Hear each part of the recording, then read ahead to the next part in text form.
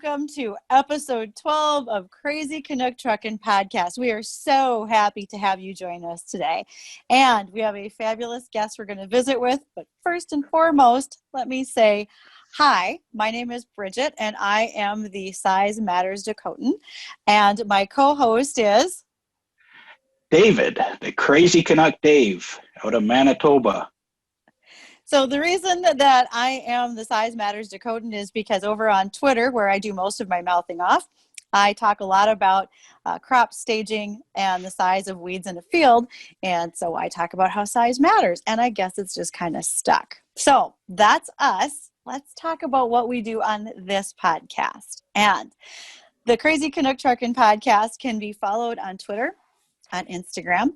Please subscribe to us on all of the platforms where you might listen to a podcast. We also have a YouTube channel, again, Crazy Canuck Truckin', and you can email us at crazycanucktruckin@gmail.com. This is episode 12. We have made it this far, and today we're going to use the 10 code 1021, and that means call by telephone because both of us as hosts, as well as our guest, are all calling in by telephone. And speaking of our guest, David, who is it? Well, today we are going to have somebody that I have never met in person. She is a lady in trucking, and she is a second generation lady. So her father started this business, and it's called Quail Transport. So let's bring in Leanne Quail. She is operations manager these days. And she has a whole bunch of different awards that she's been given. Recruiter of the Year for the National Recruiting and Retention Symposium in 2019. She has just getting an award this week from CITT, the Charles Laferle Memorial Award for the highest combined grades for the first two courses in the CCLP designation. So now I'm sure she's going to help us learn some things today. She sounds smarter than me for sure, Bridget. And so welcome to our show, Leanne. Thank you for coming on with us. Thanks so much for having me, guys. So Leanne, I said you're second generation in trucking. So why don't you tell us how and when Quail Transport started? So this is kind of a nice story that encompasses both of your careers, actually. So we were multi-generation farmers first. And unfortunately with farming, you either eat or starve based off of the weather, market prices, what have you that year. It can be really up and down, highs and lows, and we really as a family needed something with a little bit more stability for us. So in the off season, we'd put our grain trucks on as broker trucks, and then we had a particularly good year of farming, bought a couple more trucks and started off on our own. Now we run a fleet of about 55 trucks, and we haul just-in-time automotive freight, and we service Ontario and the United States. So you're in Alliston, so I imagine the just-in-time automotive would be Honda related? That's correct, yeah. It's Honda. That's cool. Yeah, so, it's very good work. It's nice, clean work for our drivers. It's all no-touch, 53-foot dry van trailers. We service a lot of routes to Ohio and back, which works really nicely with hours of service rules. It's really nice work to do. So that's good. Doing the automotive, do you also still do some, like you said, you started out with the grain trailers on the road. Are they still out operating as well? We still farm. We've actually increased the acreage that we farm. We're farming up to 1,000 acres now. What kind of crops are you growing there? So we do. I know that's pretty good potato ground there. Yeah, and that's what everybody assumes is that we're in potatoes when they hear Alliston. But no, we do corn, soybeans, and wheat, and plus some hay. And I've got a horse farm here at my place, so we dabble in a couple different things on top of the farming. We also have a body shop and just like to keep insanely busy as a family. Not really sure why, but it's kind of nice because when trucking for us has always been fairly consistent, but there's been a couple times where it hasn't been.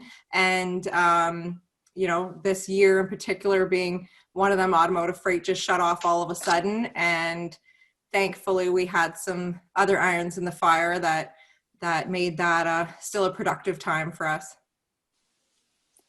So what is the relationship right now?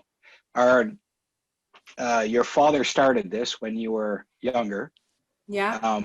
Is he still hands-on with it, or are you running it yourself these days? So he's not big on technology, and I doubt that he's going to hear this. So I'm going to go ahead and speak freely on this. Yeah, he's still really involved. And between me and my older brother, I think we're ready, and he needs to relax a little more.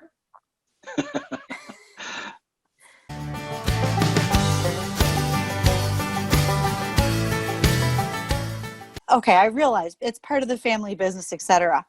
How'd you fall into the trucking portion more so than anything else?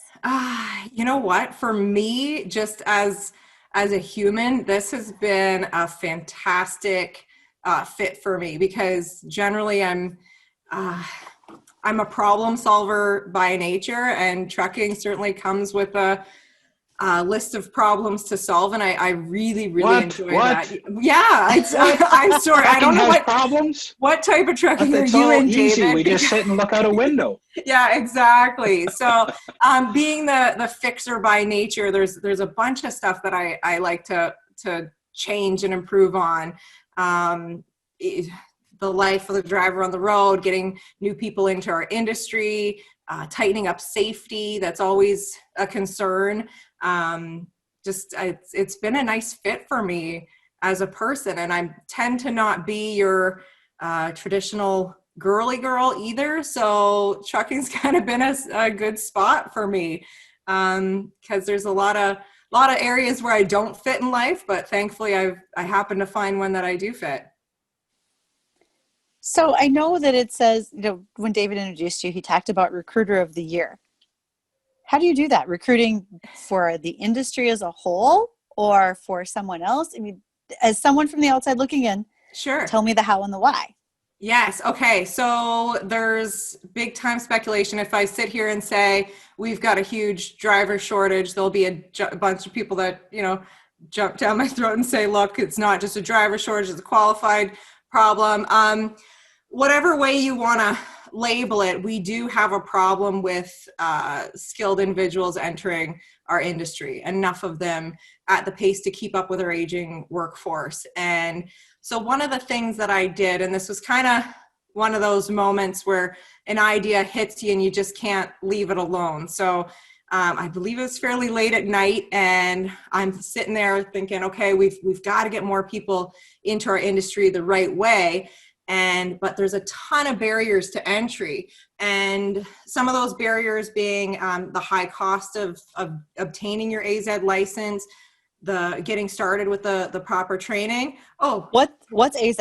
Again, new kid. AZ, sorry, CDL. In most of the other parts of America, it's your CDL. So or Class 1A in Manitoba. Yeah, Class 1A. I think they call it. Do they call it a CDL1 in other provinces too, David? And we'd be a CDL down here. So CDL, thank you. Okay, so CDL, thank you, because that would have left some confusion. So there's a lot of costs associated with that. So I wrote down all of the barriers to entry, and me wanting to fix this. One of my roles is recruiting and hiring drivers. So I developed this training program for entry-level drivers that broke down those barriers to entry, and it got it was kind of a funny story, because I went ahead and I posted it on our Facebook page, and I said, I'm gonna find one super keen individual that wants to get in our industry. I'm looking for you, and I'm gonna bring you on, and I'm gonna give you a part-time job while you're in school, and I'm gonna give you tons of extra experience in a truck before you even go and do your drive test. And there's a bunch of perks that it came along with. And my parents, who are still running the company, were in the States for business at the time. And I didn't tell them I was doing this because I am a bit of a brat. And by the time they got back to Ontario, it had already like gone viral, and we had like 30,000 hits on our Facebook page, and it went absolutely insane. And there wasn't a whole lot they could do about it. But by the time they got to Ontario, a whole lot of good had already come of it. And I was able to get government funding, and we were able to move it from 1 driver to 4 drivers. And it's a program that I'm still continuing with right now. I have one of my latest, I call them my smart starters. He is testing tomorrow for it. So for his AZ or his CDL. So yeah, it's been a great program, and it did get a fair bit of publicity, and the National Recruiting and Retention Symposium was something that I was already planning on attending, and I had absolutely no idea that I had won this award, and they completely hid it from me. They had one of the girls in the office that's been one of my biggest supporters of the program. They invited her and my mother, so I went up and accepted the award, which I was already starting to tear up, and because it was something that was really special to me. And then I turned around, and here comes my mom walking up the aisle, and then I was an absolute disaster. I started bawling my eyes out, and then I dropped the award. And so it was just, yeah. And, you know, it was fun because it was a very me thing to do. And I actually was just texting with some of my friends in the industry because I just received my award in the mail about an hour ago for the CITT.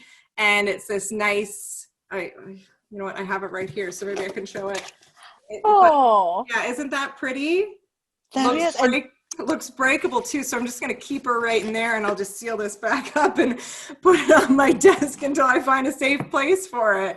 So yeah, that was the drop that shook the industry, I think, when I dropped that award. I haven't lived it down yet. That's okay. It was still special for me. And see, the appropriate thing to do in this industry would have been completely to strap it down and then tug the straps and say, "There, that'll hold." Yeah, it was an insecure award. Insecure so award. it wasn't my fault. Yeah. That's good. I like that.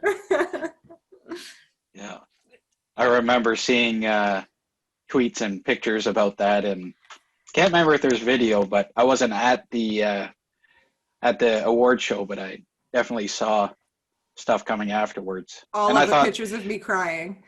yeah, you know what? People, I don't know, I'm not sure how you felt about it, but to me, that's a very special moment, and it's nothing to be embarrassed about. It's just, it was you, and it to me, it was really special, really heartwarming to see something like that. You know, we have enough sober, somber people in this industry. Let's show some of the emotion and some of the joy. I mean, that was just awesome. That's my opinion. Yeah, you know what? And I can't even put into words how special it was for me, because I was packed full of a room with people whose careers I admire. And I've got several mentors that were in that room with me that I know, like, through the birth of the program, and as I modified it as things went along, had offered me a lot of support and even just encouragement. And being in a family business, you unfortunately don't always get the recognition that, you know, you should maybe have come your way. That's kind of a tricky thing as a family, because we already know how we feel about each other. So sometimes you don't verbalize it as much as you should. So to get recognition from the industry that I love so much, from people that I deeply admire, it's going to hang with me as one of the most special moments of my life. That's for sure.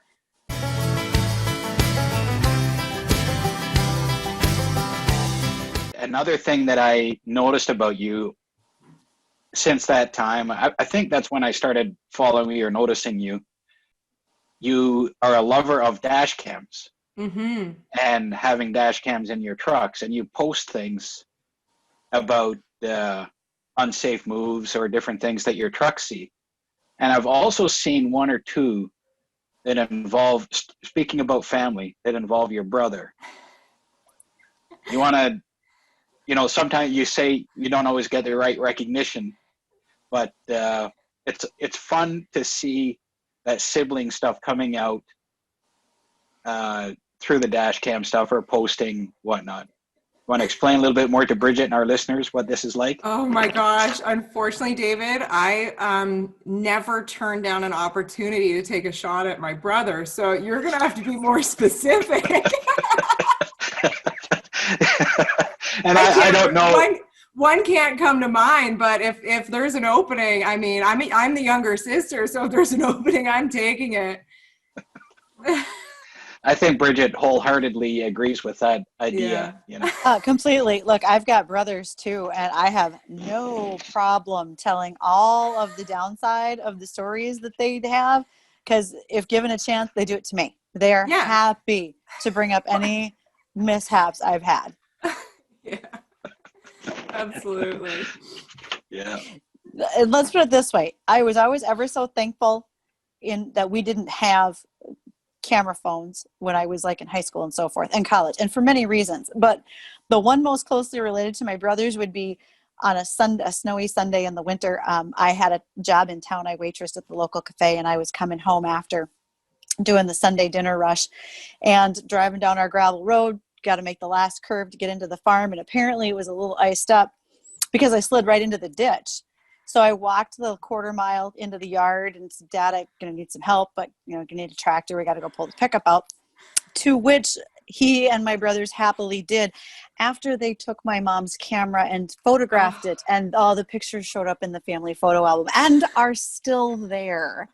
So if you have stories like that on your brother, Leanne, bring them. What do you got? Here's my critique of that story. You call everybody else before you call one of your family members.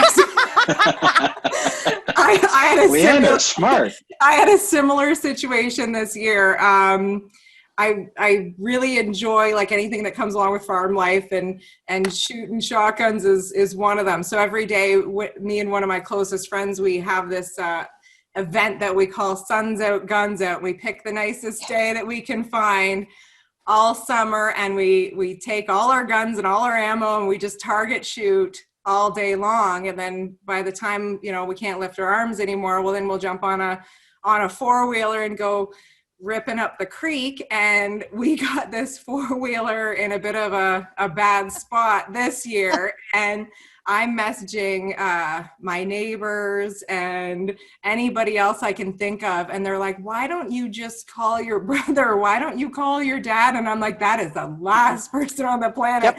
I am calling right now because I will never live this down. So, yeah. So then I actually had to take it in for service. Unrelated issue. Had to take it in for service. And I was talking to the guy that owns the dealership, and I said, okay, every day this year I need you on standby for me, because usually I get myself into a little bit of a pickle that I'm going to need some help. And the deal is I bring all my stuff here for you to service. The deal is you never speak a word to my family about it. Again, comfortable that they're not good with technology and aren't going to be listening to this podcast. I can't tell anybody about this apparently now. No, well, we're not going to be able to share that Leanne was on this podcast unless something gets edited out, and I'm going to say it's doubtful that this gets edited out. That'll be fine. Oh gosh.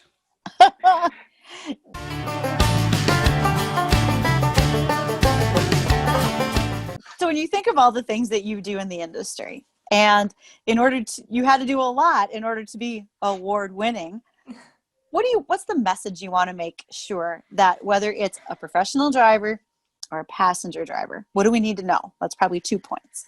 Ooh, okay. If I'm going to speak to both of them at the same time, the biggest thing that is really, really important is that we make life on the road better for our drivers.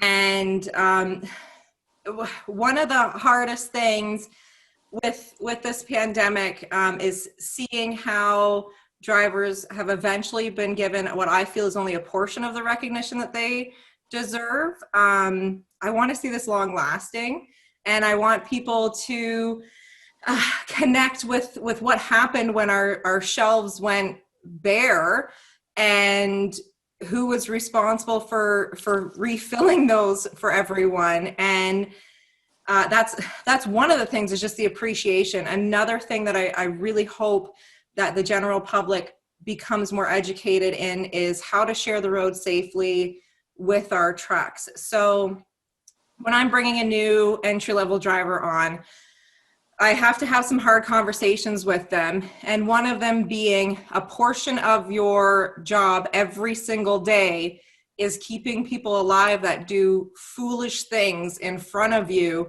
and you've got physics against you, and you've got to figure out a way to keep these people alive. And I think that our general public or passenger vehicles need a lot better education. And I don't like the term sharing the road with trucks, because it sounds like there's some sort of ownership over our infrastructure by one party or the other. But we just need to be better at looking out for each other. There's a big thing on my dash cams. The videos that I post on that is just saying, don't ever do this. Like I'll play a video and you can see from the driver's perspective what this looks like in front of them, and having people dart in front of our trucks and slam on the brakes to pull into a coffee shop. And the driver's just bracing and he's got it, full depression on the brakes and nowhere to get out. That's terrifying for them. And I think if you were to ask many of our drivers, it is an honorable profession for them.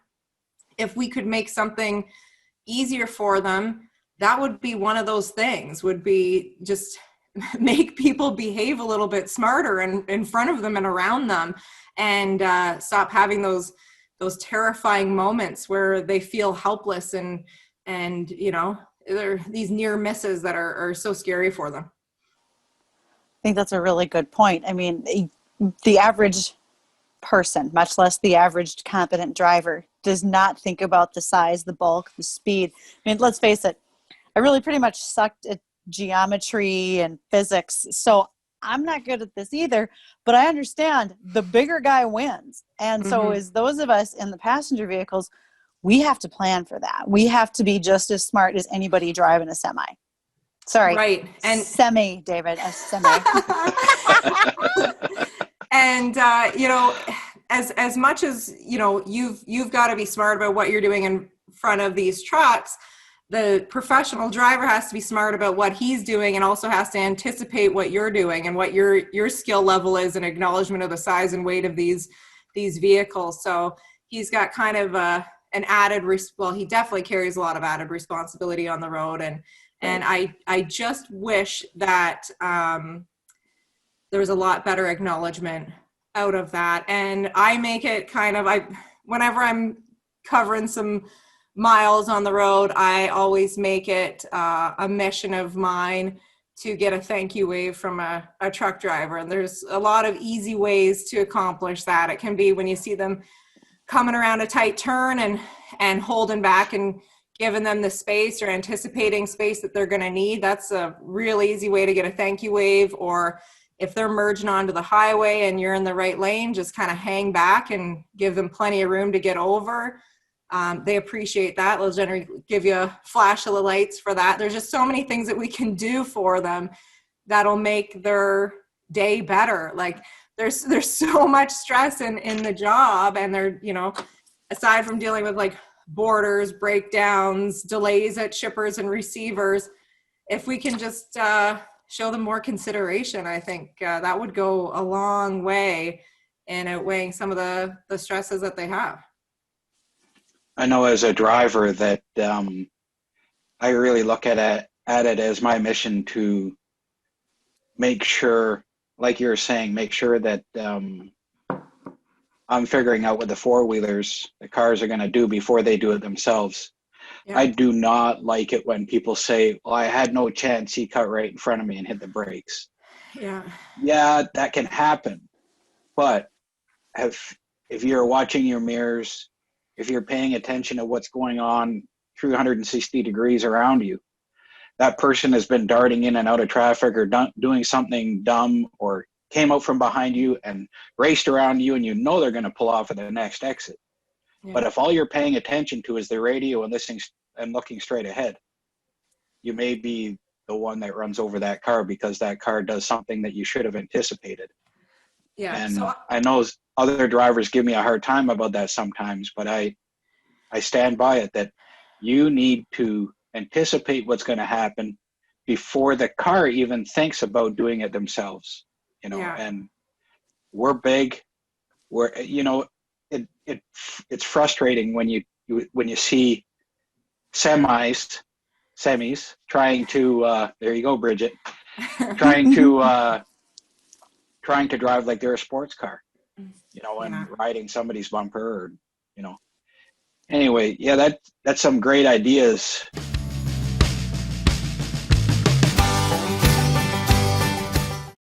Do you have on the back of your trailers? Do you have those? Do you have numbers for people to call in?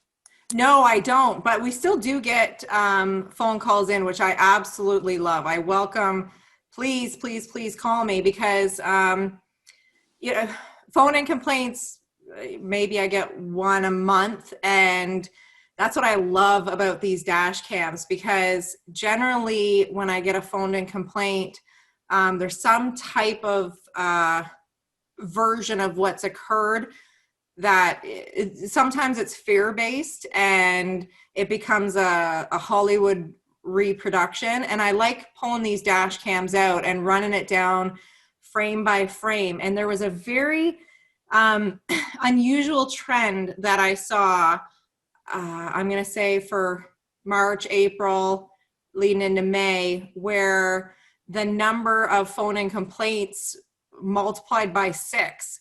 And I would scour these dash cams looking for anything that was even remotely close to what people were talking about, and I couldn't find it. It was like everybody was just in such a miserable mood because of what was going on, and they'd see they'd see trucks slowing them down or whatever, and would call in and just be, you know, furious. Cranky. And cranky. And sometimes I get phone-in complaints that are like, he passed me going 120 kilometers an hour, and our trucks don't do that. They're governed. So there's sometimes, most of the time, the dash cams show a different story, but there are the times where it is a big time learning experience for us, and we can pull the driver in, break it down frame by frame. And I love using the dash cams for training because it prevents the information to the drivers in the world that they're most accustomed to, looking out the windshield. So, you know, I can bring them in and talk it out, but if I don't have that visual,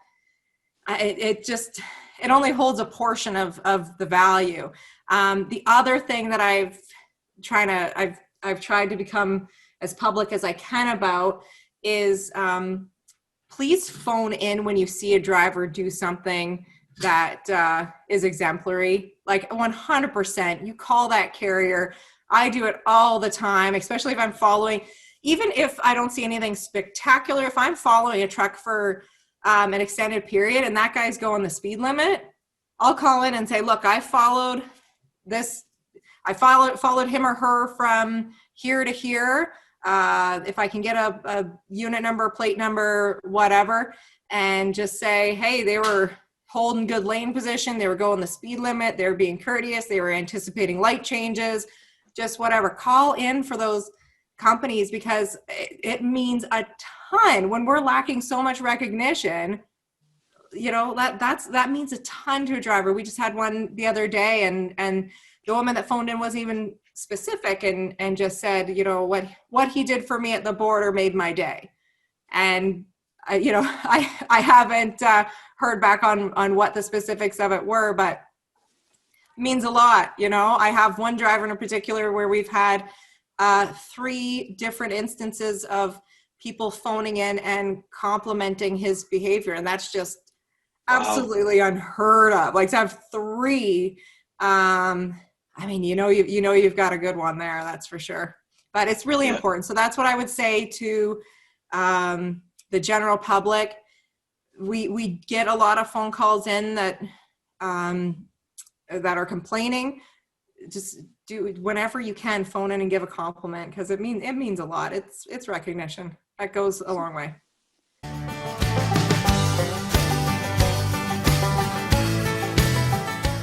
So let's talk about that recognition. You and I touched on this before we even hit the record button today.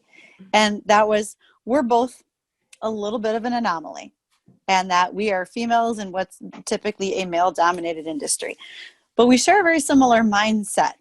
You want to talk about that? I mean, so David had texted me a few ideas on what to speak about today, and he said, oh, well, why don't we talk about being a female in the industry? And I had probably at the exact same time sent him an email on things that I thought that we should speak about. And I didn't have speaking about being a female in the industry on it, because it's not something that I think about a lot, because I just walk in and do my job, and I just expect to be treated properly. And 99.9% of the time, I am. I don't have any issues. And this may be a bit of an unpopular opinion, but it is my opinion, and it is how I feel that as a whole, generally, the trucking industry is very welcoming of women. This is a great place for us to be, because you find those great companies, those great carriers, those great leaders that are seeking out to have women representation on their team, to improve the number of women in seats and in the offices and in major roles. I experience that more than anything. And some people will say that women statistically are safer commercial drivers, and I don't know, because I don't watch the numbers on that, and perhaps, but my argument to that would be, I think there's a bit of an intimidation being a woman entering the industry. So the ones that do enter are really keen and really driven to being good at what they're doing. So I think as far as, women go, the industry has really got some great ones, because the ones that get into it, they don't care. They want it so badly. I don't find that there is a huge struggle. Now, when I started out my career for the company, I was 16. I didn't have my CDL at the time. Boss's daughter, young woman, boss's daughter, unlicensed. I had a lot against me on paper, but one thing that was really important to me was just to make sure that I operated as should be expected by high standards. I made sure that I did the things that I said I was going to do. I grew to really love this industry and developed, something into be something that I'm really passionate about. And I don't find that that's really been an issue once you're worthy of it. And I feel like that goes across the board with males and females. I got more and more educated. I still continue to educate myself in it right now. I'm still in school. I'm at the CITT right now, getting my CCLP designation. So I just, people treat me as I expect to be treated. David's got a question. What is the CCLP designation? Explain that to our listeners. Certified Canadian Logistics Professional. So it's the designation kind of in my field, which is really important to me. So yeah. I'm gonna go back to what you said, and that was when you walk into work, whether it's with the family or anything that's related to what you do, you just expect to be treated like everybody else. And frankly, yes, we should be. Yeah. And I don't mean that just because we're girls. That's the part I don't care about. Yeah, there's no arrogance behind it at all. It's not even a thought. I just walk in, I'm coming to work. Everybody else is walking in, coming to work. I want to go to work, and I want everybody to do their job. I don't care what your gender is or anything else. I want you to do your job. I want me to do my job and do them well. Because if you suck at your job, then again, regardless of your gender, you shouldn't be doing it. Yeah. Um, Or you should get better at it. yeah, probably the Yeah. best compliment I've ever been given was one of my first years as a sales rep. I had an intern calling on one of my retailers, and I don't know how the conversation started, but as it was relayed to me from my intern, the retailer said, well, you know, if you're going to have a female for the rep, you should probably just have Bridget because she's like having one of the guys. Fine. That means I didn't stand out. It meant I did my job well. That's what I cared about. Yeah. So I feel like I think there is a level, I'm not going to say that there isn't a level of discrimination, but I don't think that there's always ill intent behind it. I find sometimes when I get talking to people and I go off into my tangents and being passionate about the industry, kind of probably like how you guys are feeling about me right now, as holy crap, we got to reel this girl in. But when I get talking to people and I'm really interested in what they've got to say about the industry, and we get going back and forth, I almost think that whether they mean it or not, if there is a level of discrimination, they aren't expecting me to be as interested in it as I am. So there is a benefit, and there's a bit of shock factor that you can carry in your back pocket when you do get talking to somebody and they're not expecting it out of a young girl in trucking. And that's, I'm not trying to label myself as young in trucking, but for the people that are looking at getting into it, here's a huge perk for you. You get to be called young for a long time because it's an aging pool of employees. So you get to be young for a long time. I am fast approaching 25 years in my career, and I'm still considered that young girl. I have spoken to one of our female drivers. I've spoken to her and said, you know, a couple times, tell me what it's really like for you out on the road. And she's like, well, sometimes someone will come on the CB and start mouthing at me. And she's like, I just shut the CB off and don't care. And one of my questions to her was, if she thinks that sometimes she gets a little bit more praise than a male would in her role. And her answer was absolutely. She, you know, when she backs into a dock, sometimes the dock worker will come out and say, oh, I saw you do that. That was awesome. If that's, you know, predominantly male dock workers come out, do you think he's going to walk up to another male and freely say the same thing to another male? Not likely. Not likely. Because it's expected, right? Because it's expected. And when they see a woman do it, they're more likely to come forward and praise it. Again, probably an unpopular opinion, but you know, it is something that I see. And other people may have entirely different experiences, and but these are the ones that I've had. Agreed. It's interesting for me to hear you speak like that because obviously I'm going to see it a little bit different, right?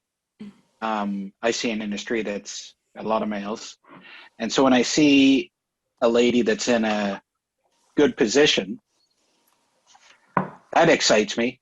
And I'm like, yeah, I really like to see that. And, you know, whether it's driving a truck or whether it's like you in operations or whatever, I love to see that because we don't need more of the same. We need everybody. We need differences. We need, you know, people that look pretty, people that don't look pretty. We need people that can do all kinds of stuff. But the one common factor should be a passion for your job and a passion for doing the best job every day and learning every day when you're at it. Yeah, and when I see somebody that says, that makes excuses, I don't care whether you're male or female or an immigrant or whatever, you know, if you're making excuses, then and using your race or using your gender or anything like that, that bothers me. And so I guess as a guy, I kind of expect sometimes to see minorities using their differences as a crutch. And when I don't see it happening, like with you, Leanne, and with Bridget, you know, that is just that's just so exciting to see people taking charge and going ahead with stuff. I love to see that. Yeah. So I have an example, and that would be, I once had a trainee come to me and say, my customer wasn't very happy with the job that I did for him. Well, what should I tell him? And I said, you should do a better job. If your customer is not happy with what you just did, that's on you. That's not your customer's fault. You fix it. And like, I like to be clear, I'm sure that there is a lot of instances of legit unfair discrimination in our Yes. industry amongst Yep. a whole lot of other industries. I mean, Sure there sometimes is.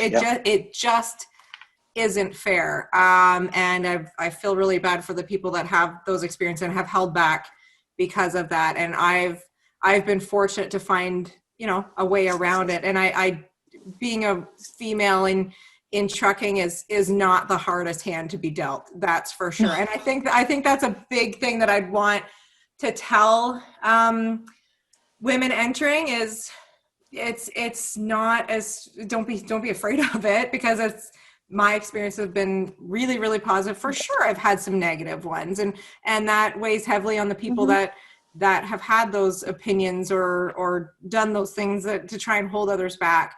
That's representation of who they are, not of who you are. It's a great point. If you're looking for the discrimination, you'll find it.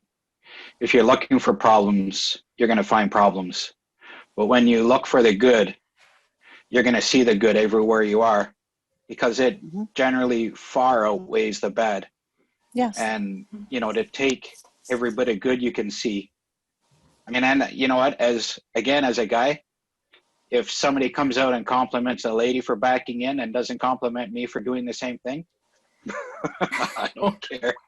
Like, do whatever you can to make do whatever you can to make people feel comfortable. Right. I think just as a general rule, we just be better to everybody we can find, no matter what they look like, if they have an accent or whatever. Just in general, humans just need to be better at this. Can I just die having been a good human? Should that not be my greatest accomplishment? Yeah. Let's just be better people.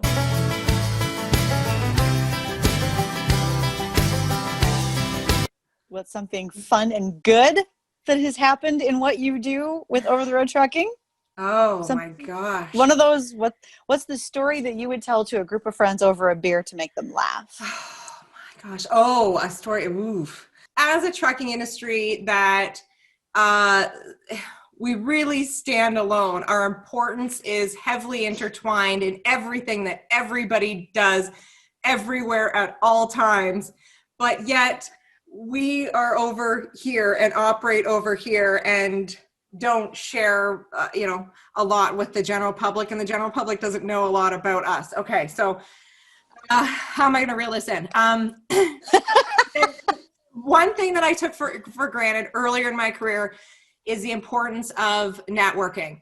And I have made so many close friends through this industry that I know that on my worst day, okay, I'm going to backtrack a little bit. I feel like you can walk confidently through life when you have a team of, you have a team of people behind you that if you fall, they're going to pick you up. And that is exactly what I have found in this industry. The networking has been incredible. I have found so many people that operate in different areas of the industry that I admire. And then I found a lot of people that do the exact same thing as me. And I'm a part of the PMTC Young Leaders group, and it's a group of us that are 40 and under, and we work together on little projects within the industry. And man, we have grown tight. A